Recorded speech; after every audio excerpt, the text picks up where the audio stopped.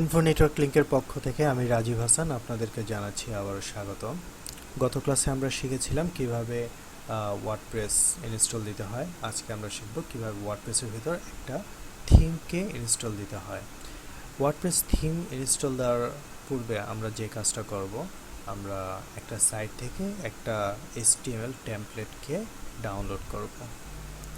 ঠিক আছে, আমরা যাচ্ছি। আমরা অ্যাড্রেস বারে লিখলাম www.quakit.com/html/templates। এখানে যাওয়ার পরে আমরা দেখব অনেক টেমপ্লেট আছে। আমরা এখান থেকে একটা সিম্পল টেমপ্লেট নেব, খুব বেশি গর্জিয়াস এখন নেব না, যেহেতু আমরা এখন বেসিক লার্নিং আছে ওয়ার্ডপ্রেসে। তো এখানে সিম্পল টেমপ্লেট ক্লিক করলাম। আমার নেটের অবস্থা একটু খারাপ, বেশ কিছুদিন ধরে নেটের সমস্যা যাচ্ছে, তাই একটু লেট হচ্ছে ডাউনলোড হতে।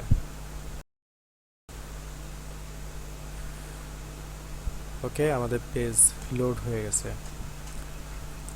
আমরা হেডার আছে এমন একটা পেজ, হ্যাঁ এটাকে আমরা ডাউনলোড করি।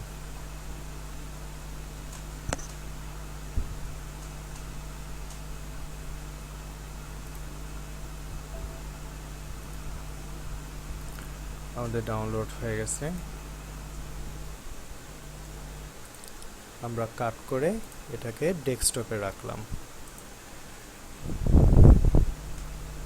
আমাদের একটা জিপ ফাইল এখানে ডাউনলোড হয়েছে। এটাকে আমরা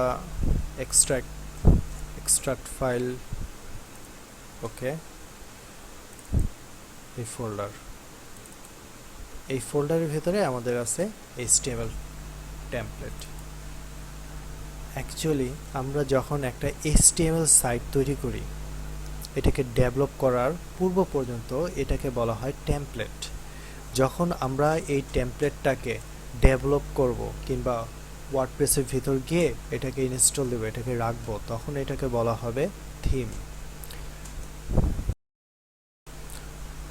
এটা হচ্ছে আমাদের HTML টেমপ্লেট কিংবা HTML ডিজাইন। এই জিনিসটাকে আমরা ওয়ার্ডপ্রেসে নিয়ে থিম হিসাবে ইনস্টল করব। এই সাইটটা কেটে দিচ্ছি আমরা আপাতত।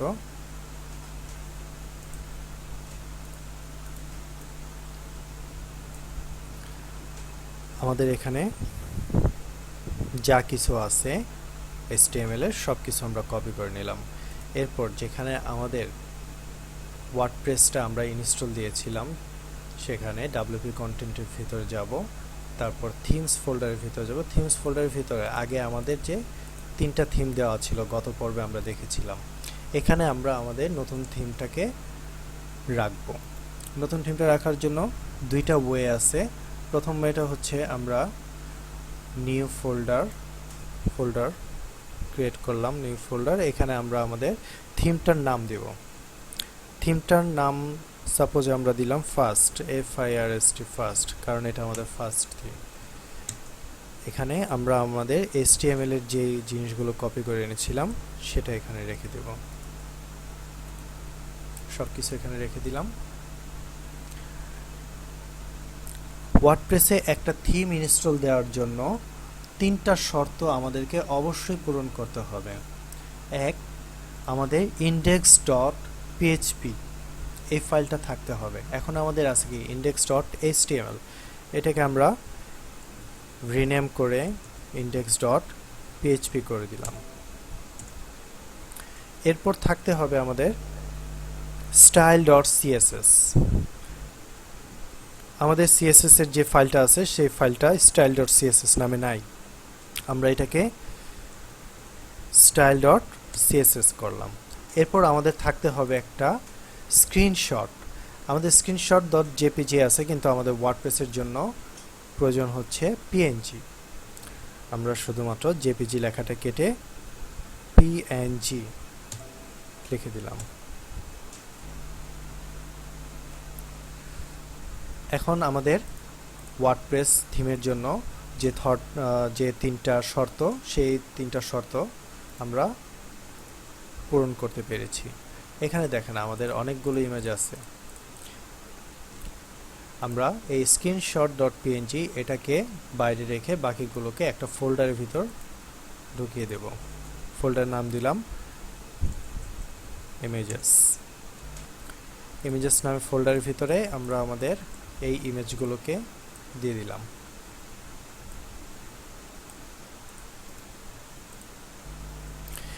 এখন দেখি আমরা আমাদের ড্যাশবোর্ডে যাই। আমাদের ওয়ার্ডপ্রেসের ড্যাশবোর্ড এটাই ছিল। রিলোড দিলাম।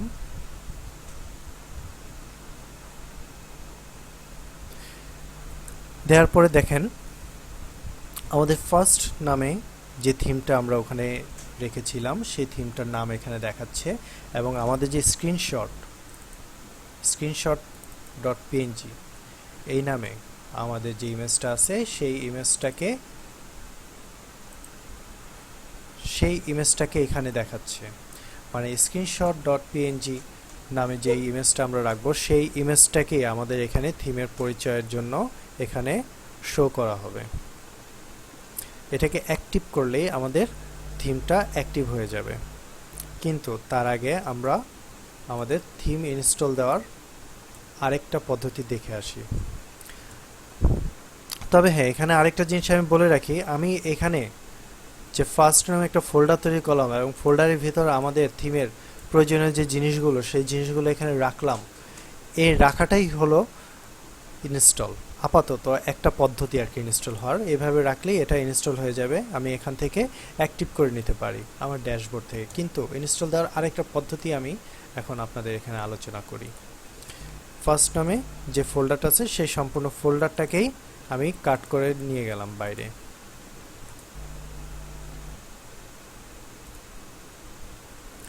আমরা আবার রিলোড দেই। ফার্স্ট নামে আমাদের যে থিমটা ছিল সেই থিমটা এখন আর নেই, কারণ আমরা সেটাকে কাট করে বাইরে নিয়ে গেছি। এই ফোল্ডারটাকেই আমরা আপলোড করব। তখন আমরা কি করেছিলাম, আমরা ইনস্টল করেছিলাম ঠিকই, কিন্তু আমাদের পদ্ধতিটা ছিল ক্রিয়েশন পদ্ধতি। আমরা এখানে নিউ ফোল্ডার ক্রিয়েট করে সেখানে আমরা আমাদের থিমটাকে ক্রিয়েট করেছিলাম। কিন্তু এখন যেটা করব, আমরা একটা থিমকে আপলোড করব। থিম যদি আমরা আপলোড করতে চাই তাহলে অবশ্যই সেটাকে হতে হবে জিপ ফরম্যাটে। জিপ করে নেই আমরা আমাদের ফাইলটাকে। এভাবে জিপ না করে আমরা আমাদের ফোল্ডারের ভিতরে সবগুলোকে একসাথে সিলেক্ট করে অ্যাড টু আর্কাইভ জিপ করি।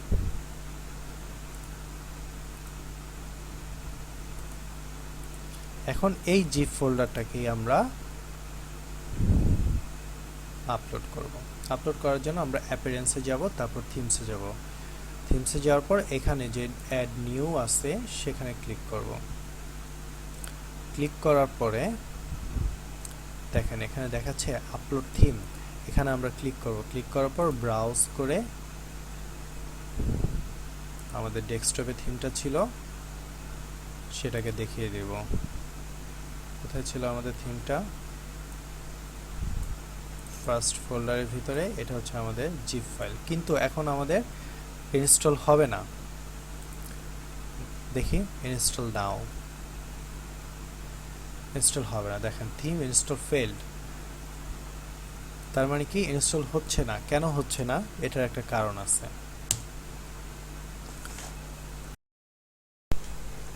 আমাদের থিমটা আপলোড না হওয়ার কারণ হচ্ছে ওয়ার্ডপ্রেসের আরেকটি নিয়ম হলো, ওয়ার্ডপ্রেসের একটা জিনিস রিকোয়ার আছে, সেটা হচ্ছে আমাদের style.css। এই ফাইলটা তো লাগবে অবশ্যই, কিন্তু এই ফাইলের ভিতর কিছু জিনিস আমাদেরকে অ্যাড করতে হবে। আমরা style.css-টা ওপেন করলাম, পরে এটা কেটে দিলাম। এখানে হেডারে কিছু ইনফরমেশন দিতে হয়। হেডারটা হচ্ছে আমার সিএসএস ফাইলের উপরে কমেন্ট করে কিছু ইনফরমেশন দিয়ে দিতে হবে। সেটা হচ্ছে থিম নেম।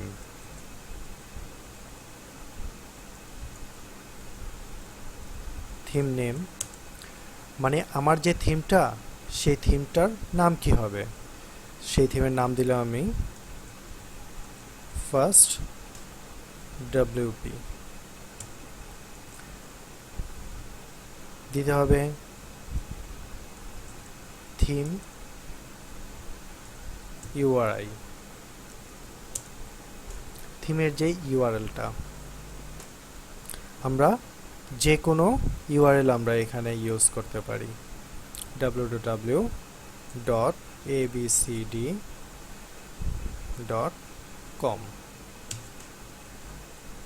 এরপর আমার লাগবে অথর।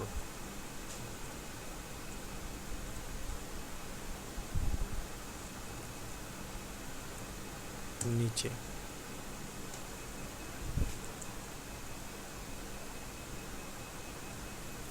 অথর ইউআরআই আমরা সেম জিনিস এখানে দিতে পারি।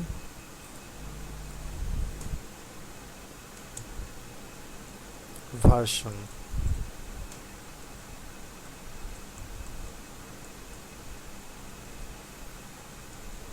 ভার্সন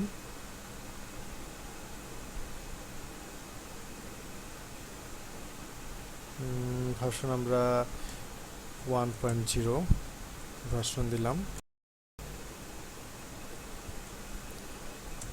লাগবে আমাদের description.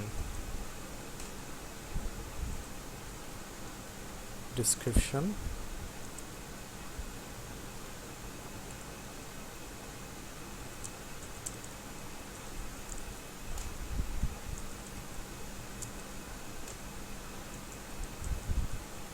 This is our first project. এটা হচ্ছে আমাদের ডেসক্রিপশন।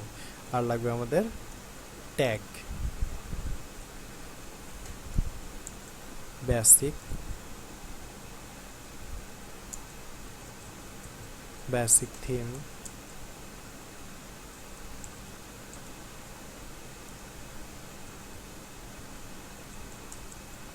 মাল্টিপারপাস,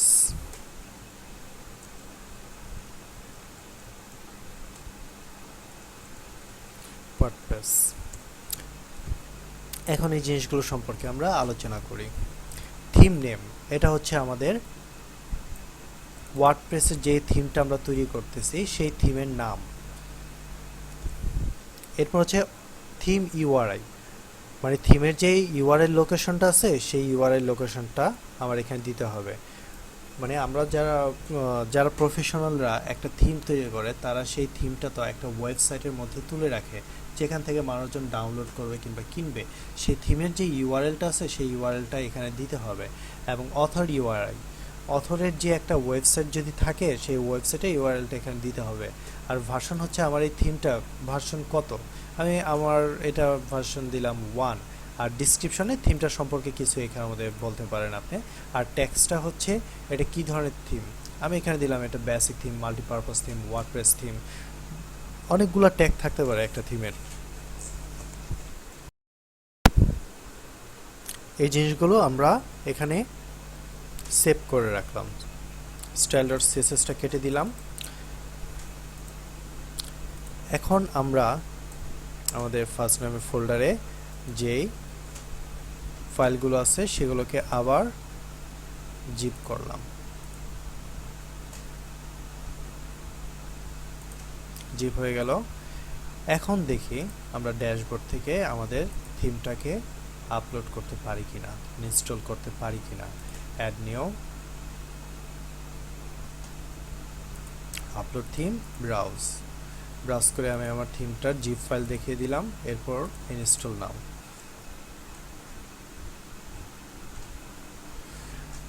দেখেন এখন দেখাচ্ছে থিম ইনস্টল সাকসেসফুলি, মানে আমার থিমটা এখন আপলোড হয়েছে। প্রথমবার কিন্তু আপলোড হয়েছিল না, কারণ আমাদের প্রয়োজনীয় যে জিনিসগুলো ছিল, ওয়ার্ডপ্রেসের জন্য রিকোয়ার যে জিনিসগুলো ছিল সেগুলো প্রপারলি ছিল না, আমার সিএসএস ফাইলের ইনফরমেশনগুলো ছিল না। এখন ইনফরমেশনগুলো দিয়ে আমি যখন আপলোড করছি সেই ইনফরমেশনগুলো পাওয়ার সাথে সাথে ওয়ার্ডপ্রেস আমার থিমটাকে নিয়ে নিয়েছে। এখন অ্যাক্টিভ, আমি এখান থেকে অ্যাক্টিভ করলে সরাসরি আমার থিমটা অ্যাক্টিভ হয়ে যাবে, অথবা আগের মতো অ্যাপিয়ারেন্স থিম সেখানে গিয়েও আমি আমার থিমটাকে অ্যাক্টিভ করতে পারি। এখানে দেখেন আমার যে থিমটা সেই থিমটাকে এখানে দেখাচ্ছে। আমি এখন অ্যাক্টিভ করে দিই।